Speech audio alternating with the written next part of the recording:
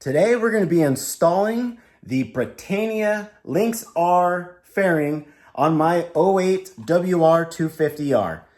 Now you might be thinking, Joel, you've got a dirt bike, dude. Yeah, you're right. I do have a dirt bike, but it also is more than capable of riding on the roads and being able to drive it across country if you so desired. My biggest gripe really is for those times that I hop on the highways is that I'm just getting blasted with wind. I've gotten the chance to ride another WR with this fairing on it, and I gotta say it made it more enjoyable for those long distance rides. The other thing that I really like is that I'm gonna gain a dashboard space so I can put GPS or my phone, other gauges, and as well, I don't really ride too much at night, but you're gonna upgrade your lighting, so it should be way brighter than our stock or even a LED upgraded bulb.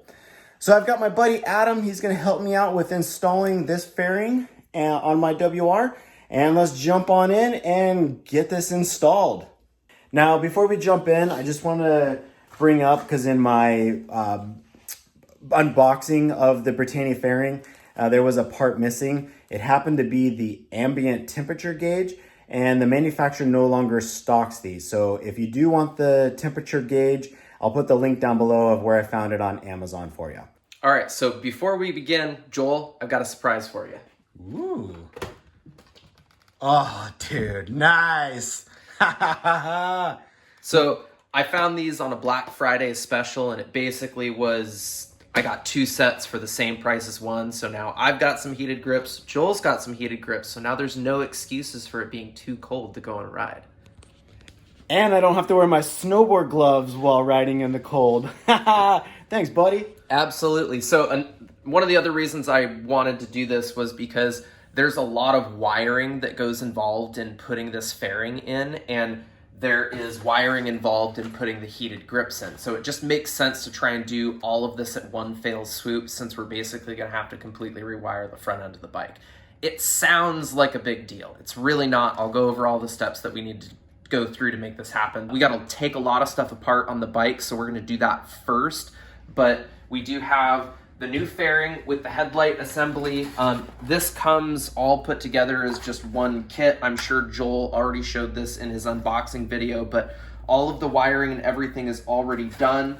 So that all goes as one piece. We've got to assemble the windscreen onto the fairing before it gets actually put on the bike, because there are screws that go through from the back side, so it's not something that's easy to interchange without having to take off the whole fairing. So that will happen before that goes on. This is the bracket that actually attaches the fairing to where the fender hooks up on the triple clamp. This is our dashboard, so this is going to get mounted over the OAM speedometer, odometer, and then we'll have to cut some holes to make room for the ambient temperature sensor, dual USB plug, as well as making some holes for this block to get mounted so that it's secured on the inside, and then if you ever need to access any of it, it just pulls out from the bottom of that cap and away you go. Also have Joel's RAM mount stuff for his phone. I've got a couple of tools. Really just need 10 millimeter socket, 5 millimeter Allen key with a ratchet. You can also use standard Allen keys if that is all you have as well. And that's pretty much going to be the majority of what you need. Also going to need a Phillips head screwdriver for the battery terminal, and then some wire cutters, splicing pieces, because we are going to have to modify the wiring for the Oxford heated grips, because these have a wiring kit that's set up to go all the way back to the battery, and we don't have to do that anymore since we have this fuse block that has 4 different fuses that we can run off of. So we're going to run the heated grips into this guy. Without further ado, let's start ripping the good old WR apart.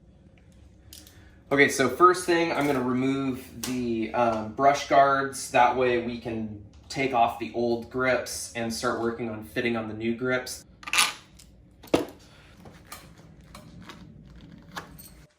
Okay, so we ran into a little bit of a snag getting the heated grips on. The directions say that you're supposed to be able to just easily slide it onto the handlebar.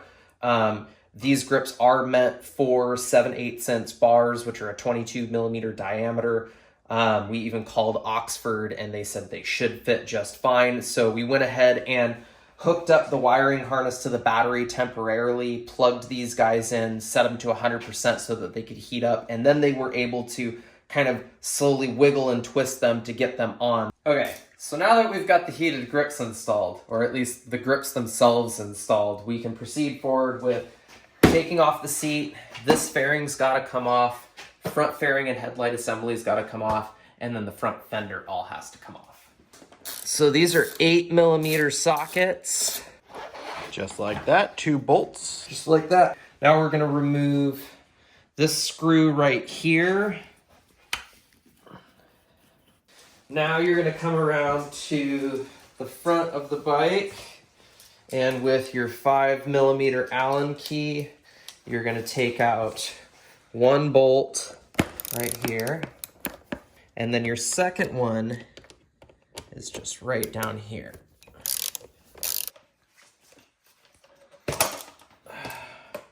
Okay, so remember, if you saw the other videos, there's a little tab on the gas tank that has to slide off, so you don't want to just pull the fairing off, otherwise you're going to break this little plastic tab. So just go real easy and gentle. And then this piece has a little rubber nipple right here that it sits on, so you got to pull it off of that. So now we're going to have access to being able to fish all of the wiring to get back to these battery terminals. We're gonna pull back through, this is the wiring terminal for the USB port that Joel has up here to power his GoPro that faces forward. This little guy right there? Yep. So we're just going to rewire this so then it comes up into the fuse block that's gonna be back behind the front fairing. That way everything's super easy to access. And then there's only one excess lead going from that fuse block back to that battery instead of having multiple things connected to the battery all at once. So next step is to remove this bolt. There's going to be one on this side and one on the other side. So there's rubber little grommet things holding in here. So you just kind of give it a little yank, but you don't want to pull too hard because you got your wiring to your headlight. So this you're going to want to disconnect. Say bye-bye, WR. Bye-bye. It was good while you lasted. Hello, adventure bike.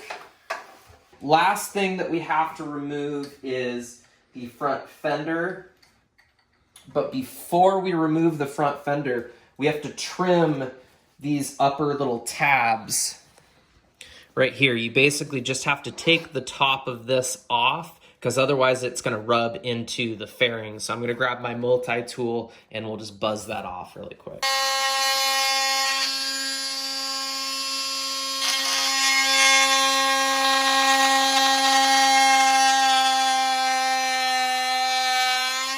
I learned on mine, because I took way too much off and ended up having to fill these voids, that you really only need to take off just a little bit off the fairing and then it should fit right on there. Okay, last step is to remove the fender bolts with just a 10mm bolt. There we go. So this is the bracket that is basically going to get mounted right here. Then you're going to put the fender back on, and this is what the fairing will bolt into. Now, Joel's came with these bolts pre-installed. Mine did not, and I had to thread these bolts in because these bolts need to be in before you put the fairing on and put it all back together, because once it's here, there's not really an easy way to access these bolts from the back side. Now we'll just put the fender back in. Make sure you start with these back bolts, get them all tightened in first. And then that way you can still manipulate this bracket a little bit while it's all, the rest of it's getting tightened. So we're gonna test fit this before we get going to just make sure we don't need to trim this fender anymore. So you line up the fairing and boom, beautifully done. That's pretty cool. So that's all you got to do is just trim off a just tiny little amount so that it can just slide on there. So now that we know that this fits, we're going to go ahead and proceed forward with the next phase is get this wiring harness ran back to the battery. This is your headlight switch relay. And then these leads are your leads that come off of your fuse block that go to your fuses. The beauty of the WR250R is that it has a 350 watt stator on it. So you can actually power a lot of stuff with the bike while it's running. That's the key. These are tiny little batteries, so you're not going to run much off of the battery when the bike's turned off. And that's why a system like this is really important, because this is going to kill any power of anything that's plugged in as soon as you turn the key off.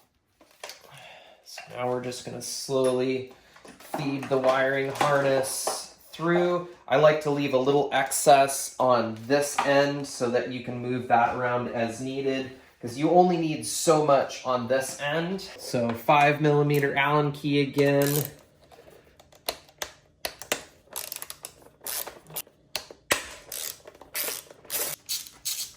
So now that we've got this fed through, this is where I want my fuse block to live, is just gonna be right in this spot, right down here. So this will just be, we'll put our fuse back in once we get our terminals hooked up to the battery here, and then this will just get shoved down right like that. So it'll be out of the way, under the seat, but if we ever need to get to this fuse, it's easily accessible. Red to positive, black to negative. This part of the wiring is done. We're gonna leave that open. Now we're just gonna take a zip tie and zip tie this down so it's nice and secure. One thing you're also going to want to make sure of is that when you do your wiring, it doesn't get bunched up or anything, so you still have free movement of the handlebars all the way around. If it's too tight, or if you bunch up a lot of cord right here, then you may run into issues with not being able to get full lockout on your handlebars, or you may put too much tension on the wiring harness up here. So make sure that, you know, this wiring harness, Ian did a fantastic job of designing this so that it's just the right length. There's not too much excess, but there's just enough leeway so that once it's all buttoned up, there's not going to be any stress on any of the connectors or any of the wires. All right, so now that we've got all of the wires ran, we're just going to go ahead and button the gas tank back up. That way we don't have to worry about it. So the headlight plug that you removed earlier, you're going to plug this adapter in. Just like so. So now you're going to have these two different leads. One's going to be for the high beam, one's going to be for the low beam. These two connectors go into the two connectors that are coming off of the headlight relay, so red to red. And you really have to make sure that these are totally seated. If it's just barely connecting, it comes off really easy. It has to get pushed all the way into the connector, and you can see it coming out the very bottom of the connector right there. And now that's a super nice watertight fit. All right, so headlight assembly is done. That's as much as we need to do for the headlights. Now, this fuse block, once we get the dashboard hooked up, this is going to get installed right behind that dashboard. This little holder for your brake line, that's got to come out. We want to fish through our power lines for the heated grips. And then when we button it all back up, we'll have a couple of zip ties holding all of these wires in place. And now we're going to take our dashboard. The dashboard utilizes these brackets that are already here to attach itself. And then we're going to want to leave those loose, those bolts loose, so that we can spin this once we get the fairing put in place. So in the hardware pack that comes with the fairing are going to be these two longer bolts. These are going to replace the original bolts that we removed for the headlight. Now, what you can do is you can fit this bracket back in place like this so that it still redirects it. what I found, which I didn't end up doing that because I found it kind of moved this in where the fairing's going to be. So once we get the fairing all on, we'll figure out how that needs to get cinched back down so that this isn't just flopping around. So we're not going to worry about the wiring or anything right now. We are just going to dry fit the fairing into place. It's a little bit of a challenge to get the fairing and the dashboard all lined up. It takes some kind of just coercing to get everything done, but we're going to get these two pieces bolted together and then figure out where we want to put our USB plug, the air temperature gauge, as well as the ram mount on here. Okay, so you're going to need these bolts with this little plastic washer. Those are going to go through the fairing. And then what we want to try and do is get these holes to line up.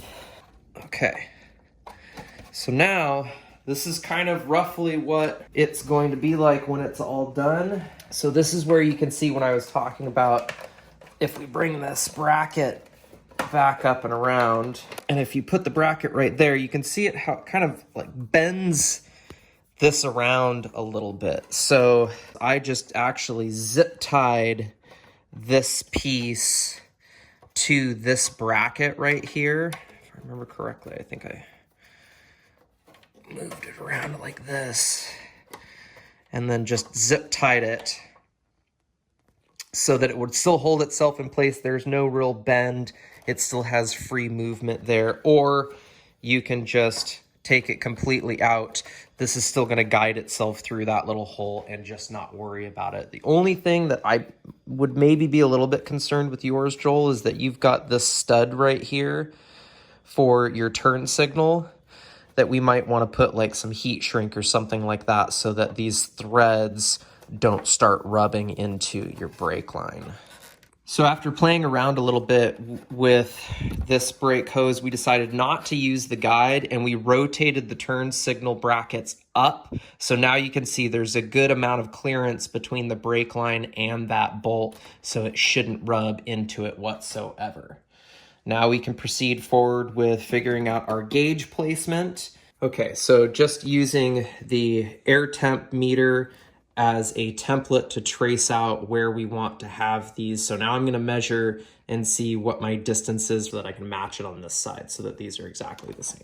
All right, so for this part where we're mounting our ram mount, plus this is also going to have the fuse block on the back, we've already drilled out our holes. So what we're doing is we're actually going with a longer screw versus the one that comes with the Britannia, since we're kind of killing two birds with one stone. So we're losing some of our depth from the ram mount. So these are the Britannia concept screws that came with the kit that are meant to be able to mount the fuse block.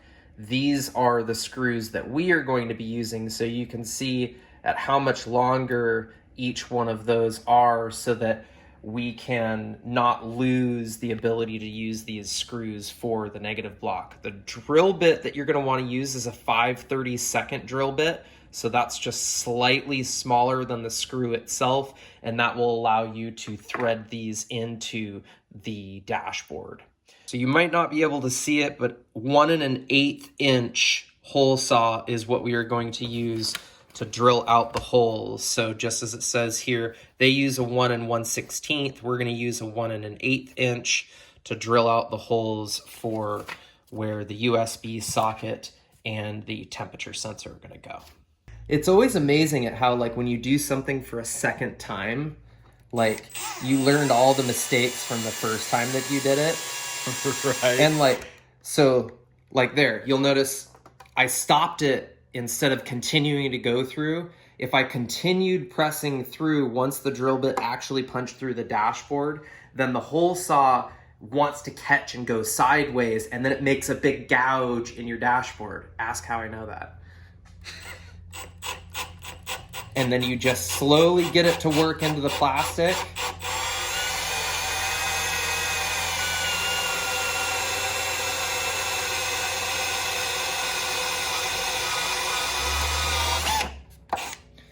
No need for full steam ahead. It's it's plastic. So you wanna go very, very gently, very smooth. And then now I'm gonna come back with a razor blade and clean off all the burrs and everything that are on the edge of the dashboard so that it fits through perfectly. Okay, so we'll fix its angle from the back side. Our USB fits perfectly. So on mine, I installed it so that the USB was facing up. The problem I run into, which I'm going to change, is that this flips down and hangs down here. Then it blocks your turn signal indicator, your check engine light, all that stuff. So if we have it upside down, when you have stuff plugged in, it's just going to hang out up here. And if it does dangle down, it's not going to cover any of the dashboard. On this plug, there's a smooth side and a rigid side. You want the rigid side to face in towards the plastic because it acts as a lock washer, basically. The temp meter makes it easy. It has ridges on both sides, so it doesn't matter which way you put that one on there. Now, we're gonna thread through our longer bolts with our ram mount. All right, so now that we have our bolts going through, we can take our fuse block, which is now just gonna be mounted just like this.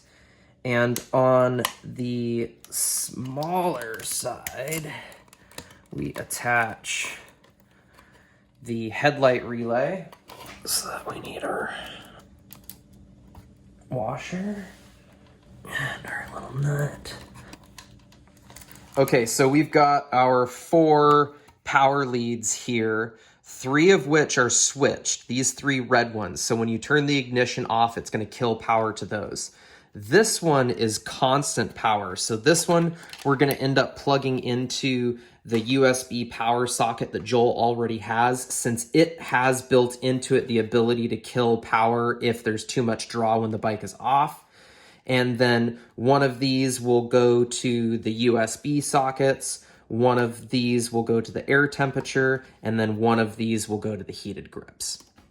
Now this other side is where all of our negatives go. So we'll have negative there, negative there. We're gonna end up having one for our heated grips. We will also have another one that is going to be for this temp sense over here. So for the ambient temperature gauge, it does not come with the wiring. So Adam here is making a ground strap. That's gonna go there. Okay, so for the OptiMate USB and the heated grips, we just cut off the ring adapters and put on these spaded adapters to be able to connect to the wires. We also removed, when we cut that end off, we cut it off removing the fuse block because there's no sense in having double fuses within a single line. So now the only fuses that we need are up in here. But one cool thing that we can do is we can take this fuse. So you'll see how there's little slats in there that work perfect for tucking in a couple of spare fuses. So we're gonna feed our harness in for the heated grip controller. Left side, it's plugged into the left side. Right side gets plugged into the right side. I think we are ready to kind of zip tie all this stuff up, get it cleaned up, and see if that fairing fits. So this is the temperature probe for the temperature sensor. So it just gets plugged into the 2 junctions in the center of it. And what I did with mine is I fed it down through the wiring harness. And then I literally just have it so it's dangling down right like this. This is gonna ensure that it's not gonna pick up, and we could actually probably bring it right there so it doesn't make any rattles. But this is going to pick up the air that is flowing through the fairing while not picking up any temperature from the engine itself. Now, no matter which way it gets fully locked out, it's not going to reef on any of the wiring, the harness. All looks good. All right, so before we get too much further with the installation of the fairing, we need to put the windscreen on. And so you need to take these little wing bolts, and these actually get threaded into these plastic pieces. So you need to be really, really cautious when you're putting these together to ensure that you're not cross-threading them. So if they don't thread in easy, stop. Recheck and make sure that it actually threads in smooth, because it is a piece of plastic, and if you strip that piece, that's the piece that locks onto the, let's see if I can angle it, that locks onto the back side here and keeps the windscreen from sliding up and down. And then as you loosen it from the front, that loosens up and allows you to slide it into position, then locking it back down again. And then on the back side of it, you just put this little lock nut. And this little lock nut, you don't need to tension a lot. Okay, so you can see how it's just flush with the end of that nut. Here, there's still a gap in between that nut and where this stops. Now, as I loosen it, it just stops against this piece, but now it's nice and loose. And then as I tighten it back up, that nut's not gonna fall off, and this block isn't gonna fall off. So the bulb doesn't come pre-installed. It comes in a nice little styrofoam packaging. So you'll just wanna take the bulb, get it fit into its place, and you just tighten that sucker down. Now the wiring's off to the side. So we have our two different connectors. You can see they're shaped differently. Positive. Now what I like to do with these connectors is I like to tuck them off to one side of the fairing. So our wiring is stopping on this guy. So that bundle needs to get shifted down. There we go. So now nothing is sticking out any further than the factory. You'll want to put these bottom bolts on first. Just hand tighten them. You don't want to cinch them all down yet, because we need a little bit of wiggle room to get these top bolts through. I want to make sure the windscreen is all the way down in its fully downed position, so you can angle these in. And then we just got to get this all lined up, which is the most challenging part of the whole install. It's a bit of a challenge to get these through and lined up, but we should be able to take this fuse, plug it in, cap it off. Oh yeah! It says it's 62 degrees in here. Now if we pop that off, that should light up green. Yep.